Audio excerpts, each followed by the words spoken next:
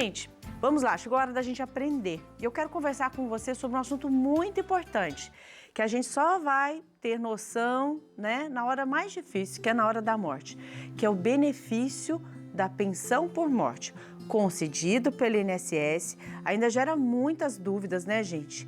E olha, para nos esclarecer bem acerca desse tema, recebemos aqui o nosso amigo, advogado Max Godoy. Bom dia, Max. Bom dia, Dani. Tudo Seja bem? bem-vindo mais uma vez. Obrigado. Ô, Prazer Max, estar aqui. Prazer receber você também.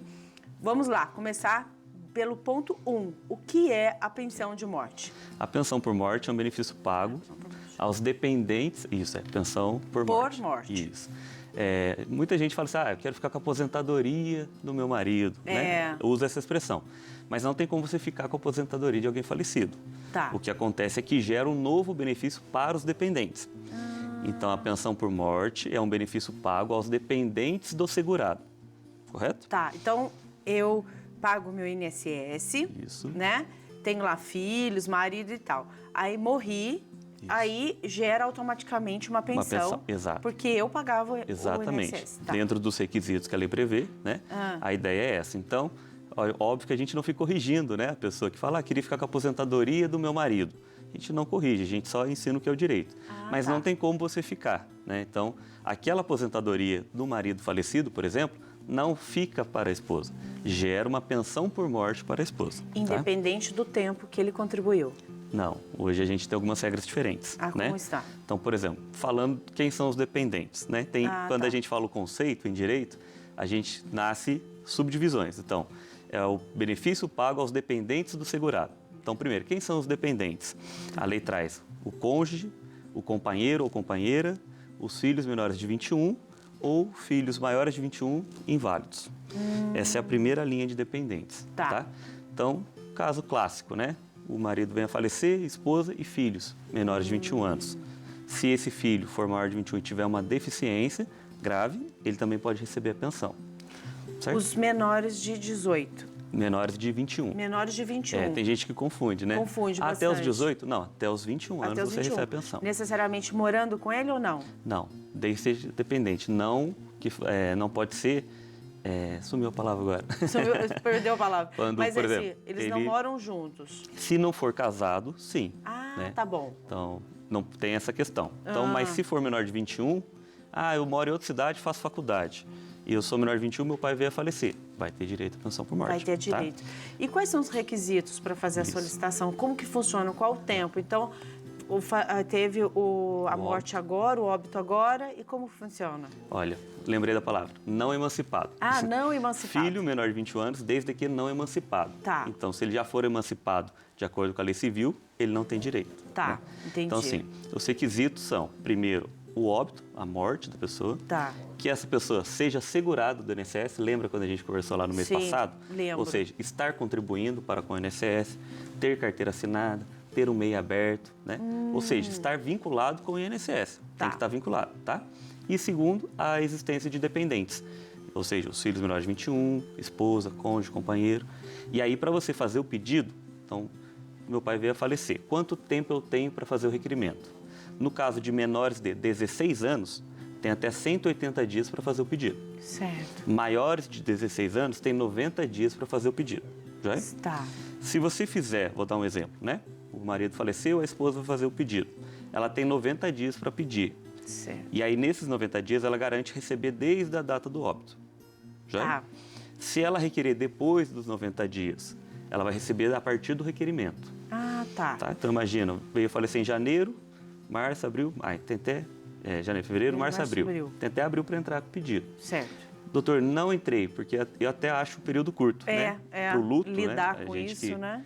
Que já passou, entende que o luto é algo mais complexo, mais longo, né? E aí a pessoa não está nem preparada para pensar em dinheiro, né? Eu não quero pensar em dinheiro agora, eu quero ficar bem. Mas ela tem 90 dias para fazer o pedido. Passou dos 90, ela pode? Pode, mas aí a partir vai receber... doutor, eu fui ver isso 6 meses depois. Um ano depois, pode? Um ano depois. Perdi meu direito? Não. Ai, que bom. A diferença é que você não recebe os atrasados. Ai, que bom. Graças a Deus. Mas pelo menos pode, né? Pode. Legal. E onde que ela pede? Do INSS. Fisicamente ou pode ser online? Hoje é tudo online. Olha, né? que ótimo. Hoje é pelo 135 ou pelo aplicativo Meu INSS. Olha, A grande que questão ótimo. é que, assim, eu digo que é bom, mas tem os seus poréns. Porque o INSS ele fornece a possibilidade de você ligar lá no 135 e falar, eu quero requerer a pensão por morte. Só que eles vão abrir uma tarefa, né, uma exigência, lá no meu INSS digital, para enviar documentos. E às vezes a pessoa não sabe como fazer isso. Então, existem casos que as pessoas fazem o pedido, ficam esperando o INSS entrar em contato, o INSS manda um e-mail, a pessoa geralmente não acessa aquele e-mail, né? A pessoa tem um pouco mais de idade, não fica verificando os e-mails, e aí perde o prazo para apresentar documentos. Aí tem que entrar com um novo pedido. Então é importante pedir, né? Ou atrás de alguém que seja especialista. Sempre bom ter ali para acompanhar. Eu digo por dois quesitos, né? Primeiro, pela questão emocional. Sim. A pessoa que acabou de perder um ente querido, seja o pai, seja o marido, né? Seja a esposa, não está emocionalmente preparado para pensar algo jurídico, Verdade, né? Então, acaba falando, não queria nem mexer com isso, né? Alguns clientes falam, olha, você precisa mexer, né? E aí tem a técnica também. Por exemplo, tem várias modificações. Tem caso de companheiro, né? Que acontece muito. É isso que eu ia te perguntar, pode falar.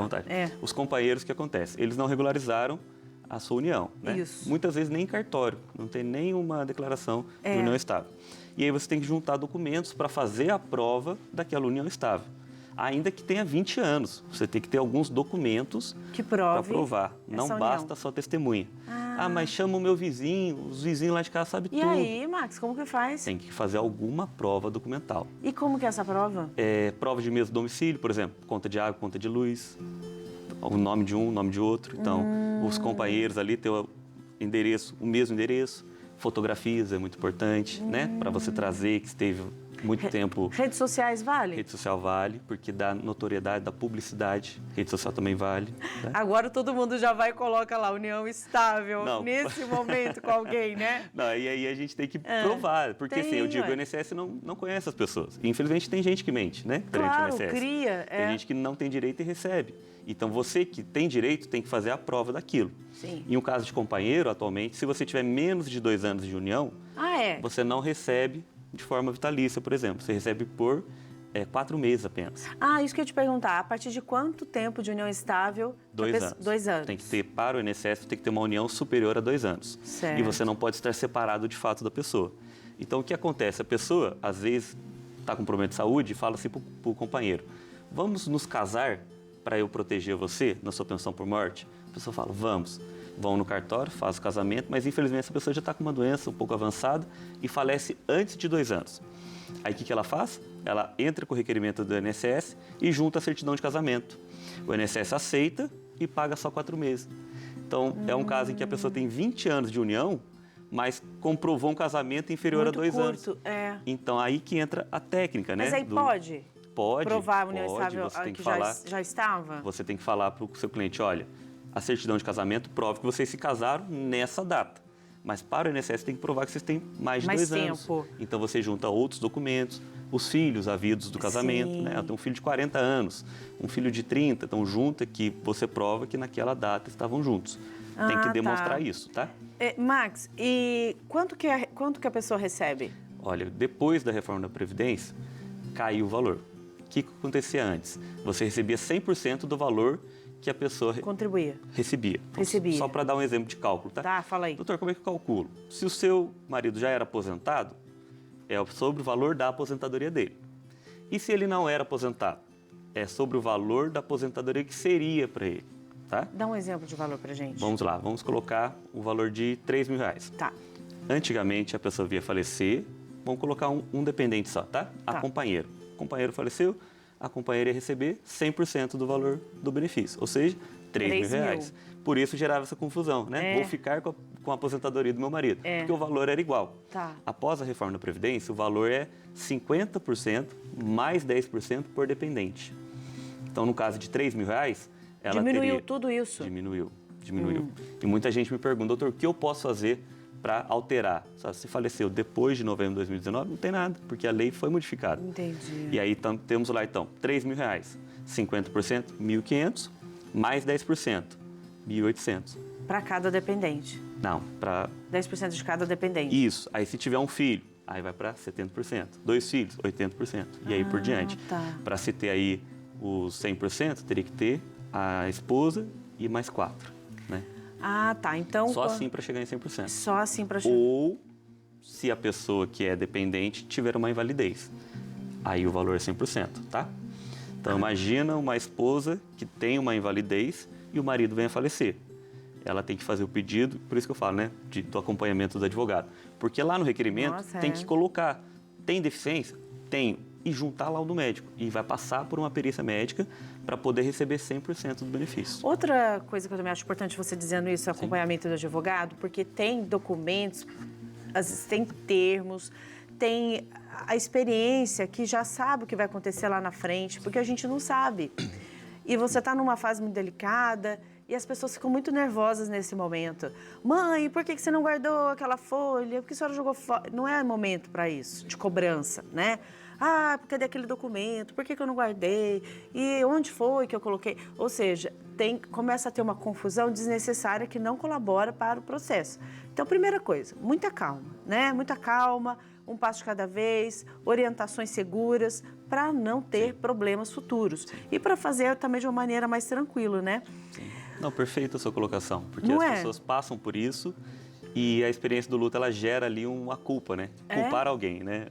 Então, aí chega naquele momento e fala, nossa, você devia ter guardado isso, eu devia ter... como eu fui burra, eu não guardei. Não é assim que funciona. Não. Então, alguém que está ali com a cabeça fresca para pensar no caso, ela vai poder te ajudar muito melhor. De falar, vamos com calma, vamos pensar uma estratégia para provar. Se a gente tiver documentos mínimos para provar, aí você pode chamar testemunha. Sim. O que não pode é só testemunha. Aí não, tá? não é o válido, INSS não né? aceita. Então tem que ter alguma prova que dê força para isso e aí pode provar depois por testemunha. Tá? Muito legal. Você já disse que já foi afetado pela reforma da Previdência, né? Então a gente já aprendeu essa parte. E é vitalício? Não. Desde 2015, tem gente que fala, depois da reforma, não, já é desde 2015. Tá. Traz para companheiro uma tabela progressiva, dependendo da idade da pessoa que ficou dependente. Então, para ser vitalício, doutor, qual que é o valor? Acima de 44 anos. Então, se a companheira tiver acima de 44 anos, o valor vai ser vitalício. Se ela tiver menos de 44 anos, tem que acompanhar a tabela. Então, por exemplo, uma pessoa muito jovem, ela vai receber por 3 anos a pensão. Olha. E assim progressivamente. Essa foi uma alteração, porque a gente tem que imaginar, quando o INSS ele cria a lei, né, o legislador ele cria a lei, ele imagina assim, uma pessoa que tem acima de 44 anos, para ela retornar no mercado de trabalho e viver só com a renda dela, muitas vezes vivia só com a renda do marido, é muito mais difícil para alguém que tem 20 anos. Certo. Então, casou ali com 19 anos, com 25 o marido faleceu. Para essa pessoa reconstruir a vida dela, é mais fácil do que para alguém que tem 44 anos. Essa é a lógica da lei, tá? A gente pode criticar, pode não concordar, mas é o que a lei traz. Então, doutor, meu marido faleceu, eu tinha menos de 44 anos. O INSS disse que eu vou receber só por 15 anos. Tem alguma coisa para eu fazer para mudar isso? Infelizmente não, porque é o que a lei prevê. Tá? Entendi. Doutor, outra coisa, a pessoa ela trabalha, ela tem uma vida bem estruturada, ela recebe outras pensões pelo pai, não sei, outra situação. Existe essa fiscalização, existe esse olhar, ela já recebe ou não vai... Tem alguma... Tem? Hoje tem, porque assim, hoje é tudo digital, né? Então, quando você joga o seu CPF, automaticamente já puxa todas as informações da receita, de tudo mais. Por isso eu sempre falo para o cliente, olha, lide com a verdade. Seja franco, né? Se você não me contar algo e eu colocar lá e você receber um benefício que você não tem direito, você pode ser condenado por um crime contra o INSS e obrigado a devolver o dinheiro. Nossa. Então, imagina uma pessoa que já tem um benefício que não pode receber junto. Ela mente, passa a receber, depois aquele benefício que ela recebe vai ser descontado daquele benefício dela. Olha. Então, tem que sempre lidar com a verdade, né? Ah, entendi. Então, e existe, então, uma categoria de pessoa que não tem direito a receber por já receber outros? Não, existe alguns benefícios não cumuláveis. Quais são? Hoje, a aposentadoria, ela é cumulável. Mas tem benefício que pode fazer diminuir o valor da pensão. Não deixe de receber, tá? Ah, tá. Agora, não dá para receber 2 pensões por morte pelo INSS. Então, eu fui casada, o meu marido faleceu. Primeira viuvez. Tá. Recebo uma pensão. Certo. Me casei de novo, meu marido faleceu de novo. Segunda viuvez. Todos pelo INSS. Eu tenho que escolher qual pensão eu vou receber. Se uma for mais vantajosa, eu escolho aquela. Não dá para ter 2 pensões por morte por viuvez, tá? Ótimo. Só um detalhe que eu queria pontuar, Dani, tá? Que a gente já está batendo um papo, a gente tem bem à vontade. Que eu sempre quis mostrar para todos, né, a importância de contribuir para com o INSS. Porque nós sabemos que o brasileiro tem uma veia empreendedora, né? E aí ele trabalha, ele tem ali uma marcenaria, ele tem ali uma mecânica, só que ele não pensa, ninguém pensa, né? E não quer pensar em morrer. A gente chama isso de benefício não programável. Quando eu penso em aposentar, eu me vejo lá no futuro me aposentando. Certo. Mas tem benefício que não dá para eu programar. Por exemplo, um auxílio acidente, um auxílio doença, uma aposentadoria por invalidez e uma pensão por morte. Então eu preciso pagar o INSS, seja como MEI, seja como autônomo, para eu garantir, se caso eu venha a falecer, um dos meus dependentes tem um direito. Perfeito. Então, se não tem plano de saúde, não tem seguro de vida, não tem previdência privada, nada. Paga o INSS. Paga o INSS, porque, mas né? eu já estou velho, não vou aposentar. Tem gente que pensa assim, né? Outra coisa, né, doutor, também fica aquela conversa assim, mas é porque agora a gente não sabe o que vai ser. Olha, na dúvida, faça, porque de alguma forma a gente vai receber. Na pior das hipóteses, os seus dependentes estão segurados. Estão segurados, né? Doutor, outra dúvida. Casei, fiquei viúva. Sim. Aí estou recebendo a pensão por morte. Casei de novo. Perco a... Não perde. Ah, tá. Não, pode ficar tranquilo que não perde a pensão. Essa é uma dúvida... Bem comum. Isso, bem comum. Não perde. Porque não pode receber 2 pensões por morte, por viuvez. Mas se você está recebendo a pensão por morte, pode casar de novo, não tem problema nenhum, tá? A última pergunta. Vontade. A pessoa ela não tem condições. Outra pessoa pode pedir para ela? Condições de Assim, fazer o requerimento? Fazer o requerimento? Somente a pessoa? Não, ela tem que ter uma procuração, a outra pessoa. Ah, tá. Né? Com procuração ela então, consegue. Assim, o advogado ou uma terceira pessoa tem que ter uma procuração para atuar em nome daquela pessoa perante o INSS. Ah, e aí, tá. que a procuração é o que dá poder para outra pessoa falar em meu nome. Então, Perfeito. Dani, não posso ir no programa. Vou te dar uma procuração, você vai para mim? Ah, não. Aí vem você mesmo, viu, Max? Eu quero a que procuração serve para isso. Então, para solicitar, 135. Ou liga no 135. 135. Mas eu aconselho o aplicativo Meu INSS. Meu INSS. E aí sempre, até o exemplo de, precisa de advogado? Pode fazer sozinho. Mas é sempre bom ter acompanhamento, né? Para você ter ali a segurança de algo técnico que está sendo feito. Ótimo. E juntar os documentos corretos, né? Sempre lembrar, doutor, eu não estou pensando que o meu marido ou a minha esposa venha a falecer, né? Mas a gente não tem nada. Estou vendo o programa da TV Aparecida e eu não tenho nenhum documento para provar. O que eu faço? Começa a fazer, coloca a conta de água em nome de um, a conta de luz em nome do outro. Isso. Se possível, vai no cartório, faz uma união estável, registra. Isso é muito importante. E eu já sei que tem muito marido difícil, que eu sei, que não vou lá no cartório, não, vai mexer com isso agora. Vai com calma, vai aos poucos, vai conversando com ele, vai fazendo outros meios, né? Aos pouquinhos você explica para ele o porquê, né? Porque tem gente que não facilita o processo.